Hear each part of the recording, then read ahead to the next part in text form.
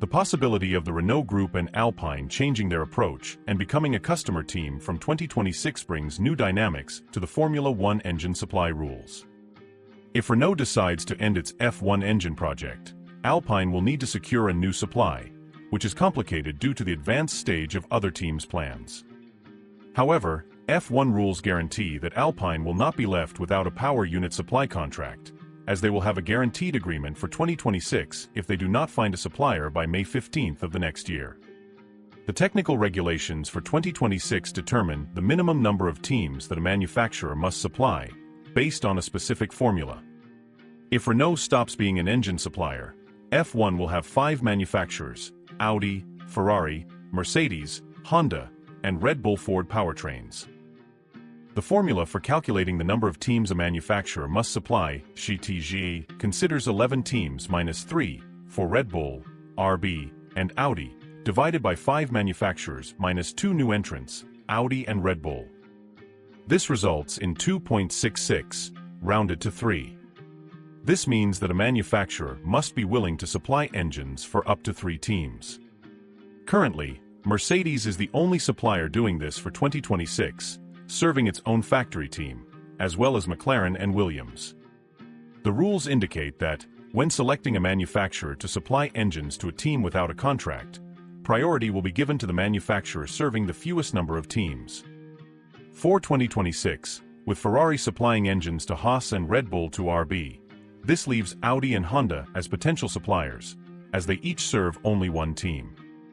However, there is a clause in the regulations that states, "A new power unit manufacturer does not need to fulfill the supply obligation set out above."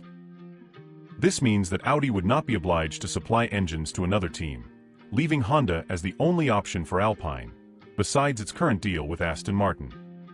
However, all of this depends on Alpine not securing an agreement on its own.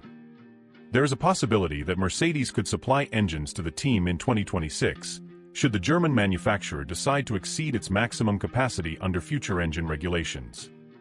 The pressure to secure an engine supplier is high, but the regulatory structure of F1 ensures that Alpine will have a path to compete. The engine supply scenario for 2026 promises to be an intricate dance of negotiations and strategies, with each move carefully calculated. The potential shift of the Renault Group and Alpine to becoming a customer team from 2026 brings an intriguing new landscape to Formula One. The guarantee that Alpine will not be left without an engine supplier reflects the robustness and adaptability of F1 regulations. However, this does not eliminate the complexities and challenges involved. Renault's decision to possibly end its F1 engine project can be seen as an admission that the investments required to compete at the highest level are formidable. This move, although risky, could free up resources for Alpine to focus on other critical areas such as aerodynamics and chassis development, where they might seek significant performance gains. On the other hand, relying on another engine manufacturer brings its own uncertainties. Securing a suitable supplier that aligns with the team's objectives is crucial. The possibility of Mercedes supplying engines to Alpine is interesting, given the German manufacturer's history of success. However, this would depend on careful negotiations and strategic concessions.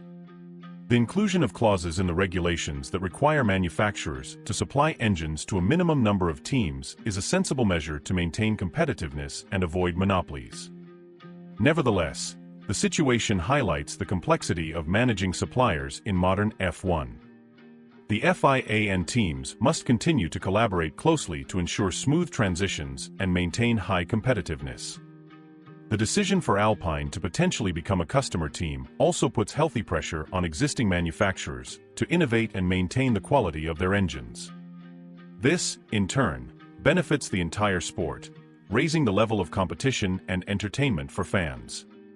Ultimately, this situation reflects the dynamic and highly strategic nature of Formula One.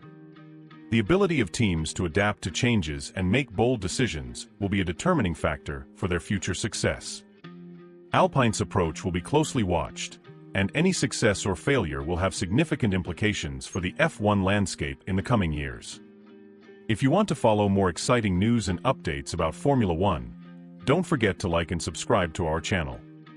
Turn on notifications to stay up to date with the latest from the world of Formula One.